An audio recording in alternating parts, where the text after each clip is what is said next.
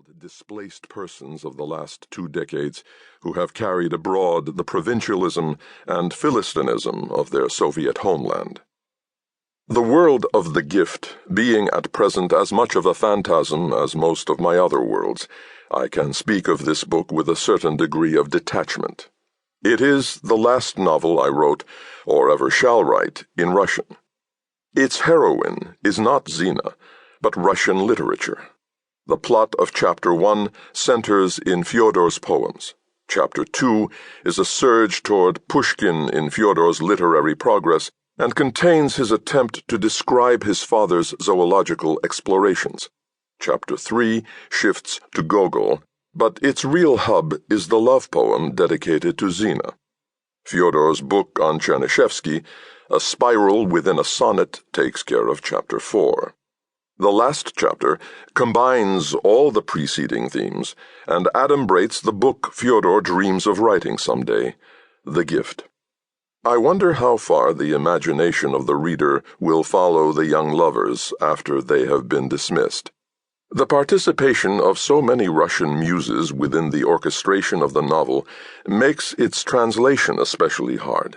My son Dmitry Nabokov completed the first chapter in English, but was prevented from continuing by the exigencies of his career. The 4 other chapters were translated by Michael Scammell. In the winter of 1961 at Montreux, I carefully revised the translation of all 5 chapters. I am responsible for the versions of the various poems and bits of poems scattered throughout the book. The epigraph is not a fabrication. The epilogic poem mimics an Onegin stanza.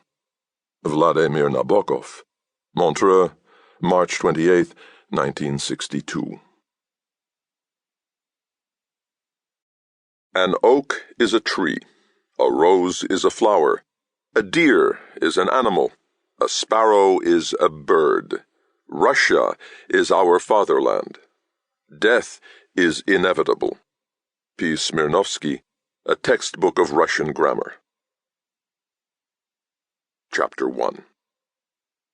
One cloudy but luminous day, towards 4 in the afternoon on April the 1st, 1920 A foreign critic once remarked that while many novels, most German ones for example, begin with a date, it is only Russian authors who, in keeping with the honesty peculiar to our literature, omit the final digit. A moving van, very long and very yellow, hitched to a tractor that was also yellow, with hypertrophied rear wheels and a shamelessly exposed anatomy, pulled up in front of No. 7 Tannenberg Street in the west part of Berlin. The van's forehead bore a star-shaped ventilator. Running along its entire side was the name of the moving company in yard-high blue letters, each of which, including a square dot, was shaded laterally with black paint, a dishonest attempt to climb into the next dimension. On the sidewalk, before the house, in which I too shall dwell, stood 2 people who had obviously come out to meet their furniture. In my suitcase there are more manuscripts than shirts. The man, arrayed in a rough greenish-brown overcoat to which the wind imparted a ripple of life, was tall, beetle-browed, and old, with the gray of his whiskers turning to russet in the area of the mouth, in which he insensitively held a cold, half-defoliated cigar butt.